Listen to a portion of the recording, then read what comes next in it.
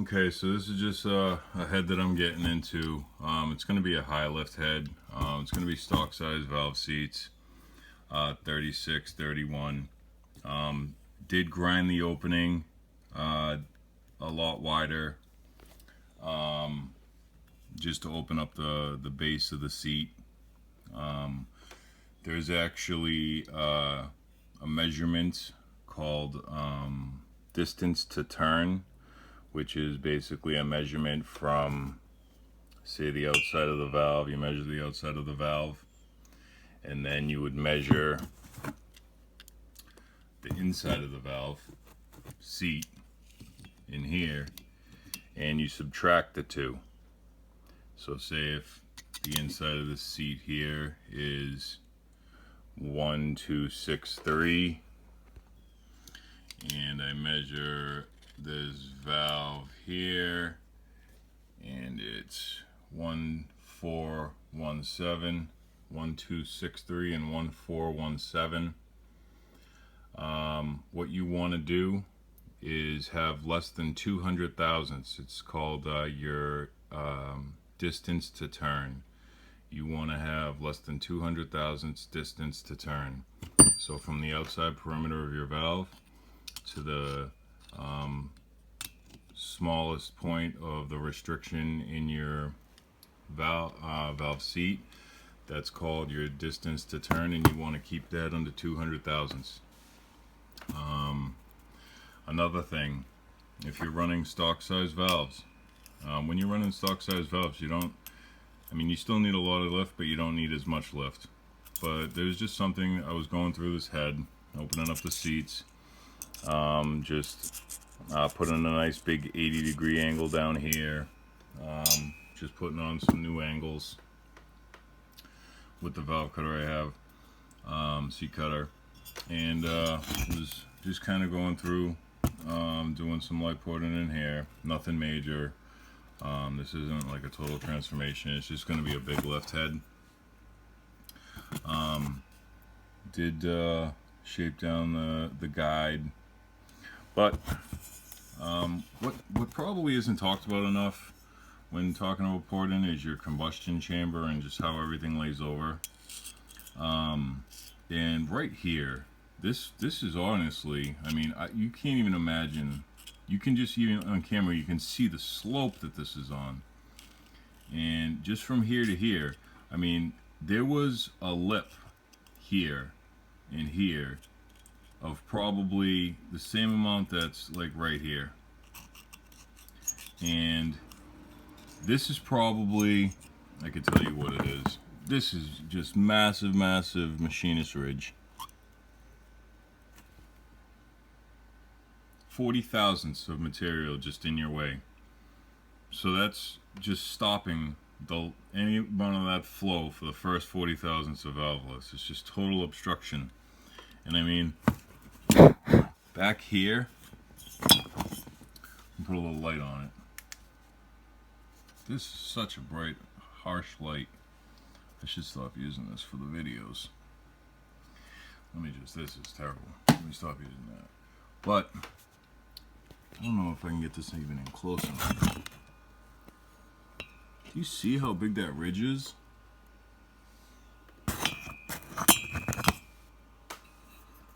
Look how big this ridge is right here. This is, I've already been grinding on this as well, so so you can see. But see down in here, this is all smoothed out. You can't even see where it's different. So you got an 80, a 60, 45, and a 30 so far. These are just some terrible, rough, quick cuts. I haven't done my valve job yet. But yeah, they're in there just to really remove. This is just basically hogging right now. Just really doing some of this big clear out. I wish I had got the video before I started on any of this. But there's just so much material being removed. I don't know if you can see right in here. This is just so, this ridge is massive. It's just massive. That's like, it's like that big. I can tell you how some of the worst spots, like over here, It's just massive. You see that's right on there, right? Look at that. 1.27. So you got to get in here. You know, you get like a dummy valve. Put the valves in. Just a stalker, and just get in here and really level this all down. And try to get any of this. You can even see with the valve in. Say if this would be the size valve you're using. It's recessed down into that. You see how deep that is? That ridge there in the back? It's down, sitting in this cup. This has all been cleared. You can even see right here. It's sitting down in sitting down in a cup. It has so much restriction on those valves. You have no idea how much just removing that material in there would help it flow. You know, and then kind of you would want to scribe your gasket on here. This head's been milled down a little bit, and then you kind of just want to swing this out like this and come down here. Just kind of have like a nice eyebrow that comes out to the side of the gasket, scribe, and then come down here, and then just take this material out here to the gasket. Back in here, kind of take some of this out, and then just give a little bit of bevel just to this top edge back here this way. If you were going to weld up the head, having this welded in here and welding down in this area here, that is kind of awesome. That's how most of the welded heads are that I've done. But this is just an unmilled head. This is going on this build here. This is a resurrection of an engine that I've just had lying around for a while. So I'm just doing a rebuild, taking it out of this block.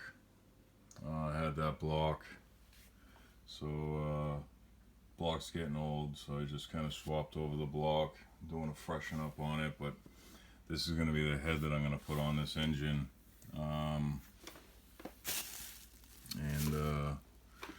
Yeah, I just like this head. What I want to do with this is see what I can get with it, because I have some a 36 and a 31 valves that are really nice valves. They have a bunch of extra length on them. Not that much, and I got some really good big springs.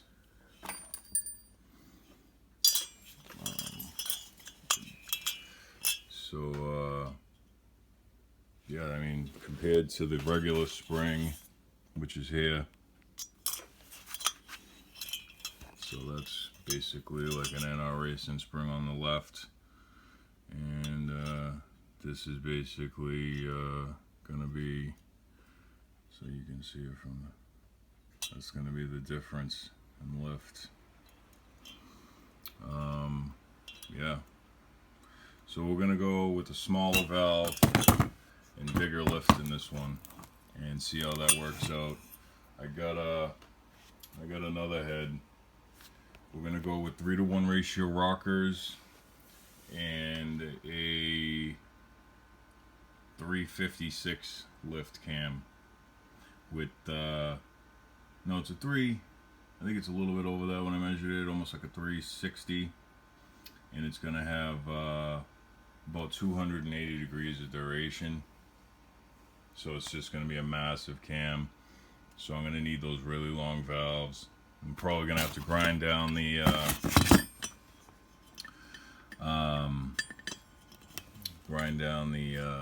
guide, and yeah, maybe even the bottom of the keeper, depending upon how much lift we have.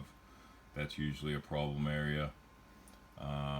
Also, you know, trying to get the right retainers with the right keepers. Yeah, with the right valves. You know, it's kind of a big mashup. Comcams has some good springs out there. that'll do up to 500 lifts, but that's, you know, again, a finagle job. Some springs you might have to get through Mitsubishi. You know, they have some stuff that can kind of work for you, but yeah, it's basically just trial and error. Find out what works for you and get it done. But yeah, whenever you're doing anything, focus on your flow. Make sure you're really coming in here. I mean, I wish you could just see how much material I had to take off to get this level here. This is honestly probably 150 thousandths. This was recessed in the hole right there. It was just unbelievable how the stock castings come on those. But yeah, get them all taken down. Everything, the valves have to be the highest points in the head.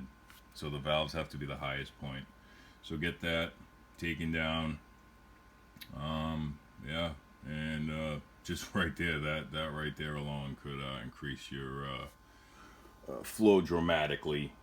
That with a multi-angle valve job and a big huge cam and some ratio rockers. If, you know, it's a lot of work to get them to work together.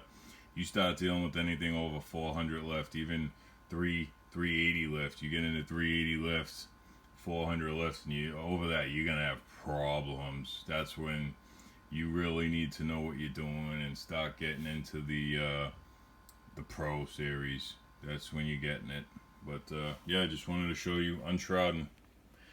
Untrodden, can't say it enough. I made videos on porting it and combustion chamber shapes, but every time I do something, I try to get it on video, and I was just going through this thinking how horrible it was. Especially down, you know, over here. It was unbelievable. It was absolutely unbelievable. It's a brand new head, never run. But yeah, it was just terrible. I'll give you another peek at the porting.